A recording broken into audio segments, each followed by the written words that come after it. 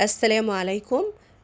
اللهم صل وسلم وبارك على سيدنا محمد وعلى آله وأصحابه أجمعين. ازيكم حبايبي؟ عاملين ايه؟ كل سنة وانتم طيبين.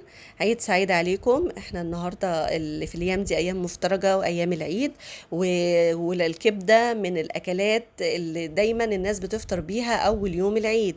أنا عملت معاكم النهاردة كبدة ومخ، عملناهم بطريقة سهلة جدا وبسيطة. في ناس كتيرة جدا بتحب المخ وما تبقاش عارفة تعمله ازاي.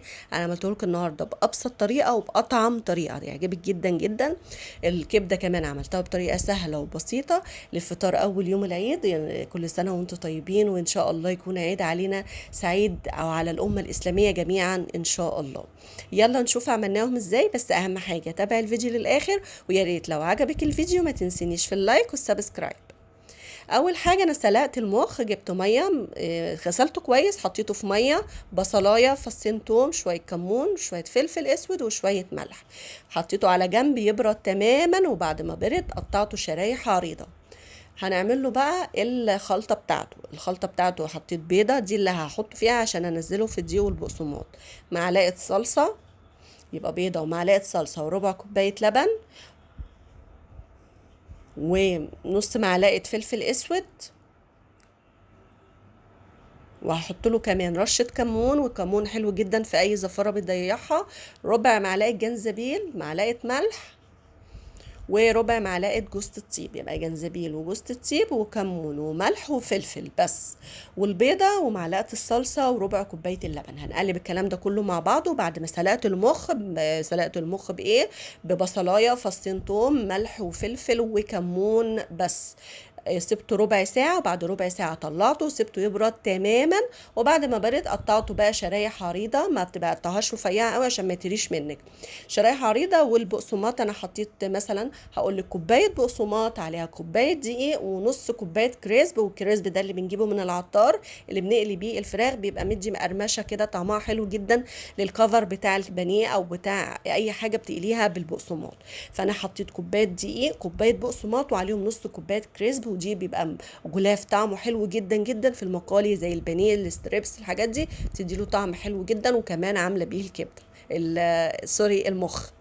حطيت بقى المخ بعد ما قطعته حتت عريضه وبرد تماما في البيض والخلطه اللي انا عملتها، ونزلت بيها على البقسماط. وحاولي ما تهرهوش عشان المخ ضعيف جدا.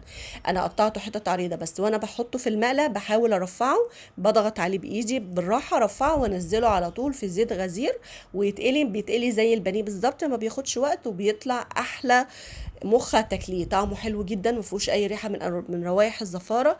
وان شاء الله هيعجبك، وبطريقه سهله جدا وبسيطه. نيجي بقى للكبده. انا بحب استخدم مع الكبده كلاوي، في ناس بتحب القلب، اللي انت عايزاه، بس احنا هنقطع كل حاجه لوحدها. يعني الكلاوي والقلب بياخدوا نفس مده السوا، فاحنا هنقطع الكلاوي والقلب مع بعضهم، والكبده هتبقى لوحدها. انا جايبه دهن، وطبعا الكبده يعني دهون، وبالذات لو دهن ضاني، دهن الجاموسي العادي، دهن بقري الموجود عندك، بس بتدي للكبده طعم حلو جدا، وفعلا بتنقله لحته تانية، بتخلي الكبده حاجه تانية. انا بقى بقطع دلوقتي الكلاوي، هقطعها برضو شرايح رفيعة، وهركنها على جنب. وكمان الدهن، فصوص الدهن دي انا خدتها قطعتها برضو حتت صغيرة، وهركنها على جنب. ودي الكبدة بتاعتي، ولازم انضف الكبدة بتاعتي لو فيها حتت بيضة، لو العرق الشفاف اللي بيبقى فوقها دوت بيبقى مخلي الكبدة زي الاستك، لازم تشيليه، لان بتفرق جدا جدا في الكبدة وطعم الكبدة وسوى الكبدة بالذات. فانت لازم تنضفيها كويس، او تخلي دلوقتي يعني لما بتطلبيها من عند حد بتاع لحمه، قولي له يقطعها لك وينضفها لك، بينضفوها فعلا حلو جدا، يعني عشان هي متعبه شويه في التنظيف.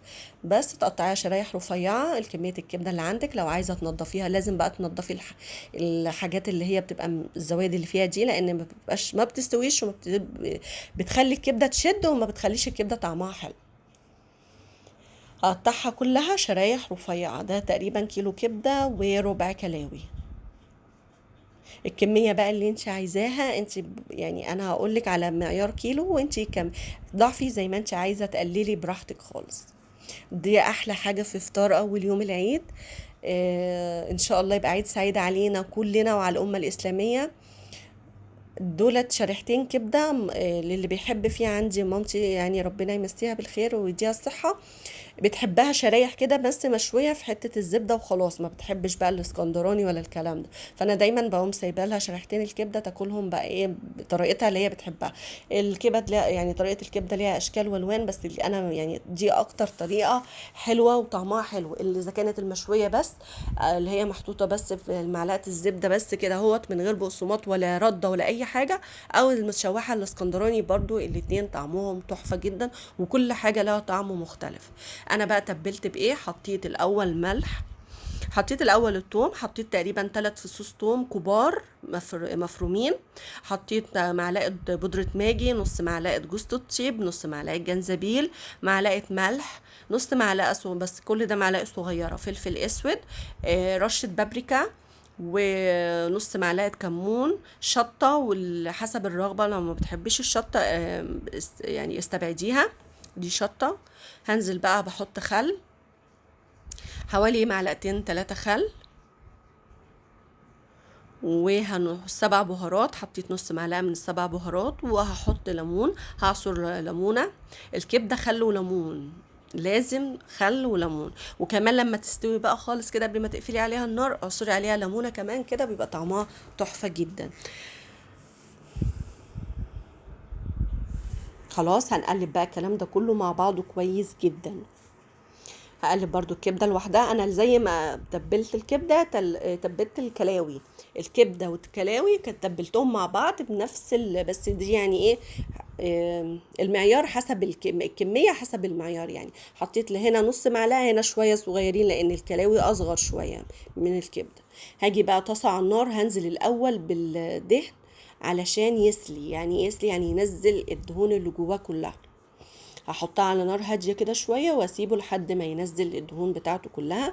هنزل بقى بالكلاوي الاول، والوقت ده ننزل بالكلاوي والقلب اللي بيحب القلب، هنقلبهم مع بعض. واول ما تحطي الحاجه في المقله او في الطاسه، ما تقلبيش على طول، سيبيها شويه علشان ما تهبطيش درجه حراره الطاسه، فتضطر الكبده او اي حاجه حطها في المقله تقوم منزله ميتها. احنا عايزين تفضل درجه الحراره عاليه علشان تفضل محتفظه بعصارتها وايه، وما تنزلش ميتها. دي بصلايه مبشوره ناعمه خالص، ودي بقى بتدي طعم حلو جدا جدا في الكبده، مبشوره ناعم خالص، نزلتها مع الكلاوي تدبل معاها. قبل ما انزل الكبده قلبتهم تقلبتين، والكلاوي دخلت على السوا، نزلت على طول بالكبده، وبرضه هفردها في المقله ومش هقلبها على طول علشان ما اقللش من درجه حراره المقله والكبده تنزل ميتها وما تبقاش احلى حاجه. بس كده هسيبها، وهسيبها 5 دقايق 3 دقايق، وهقلبها تكون اخدت الوش من تحت، وتكون درجه حراره المقله ما تقلش معايا قوي.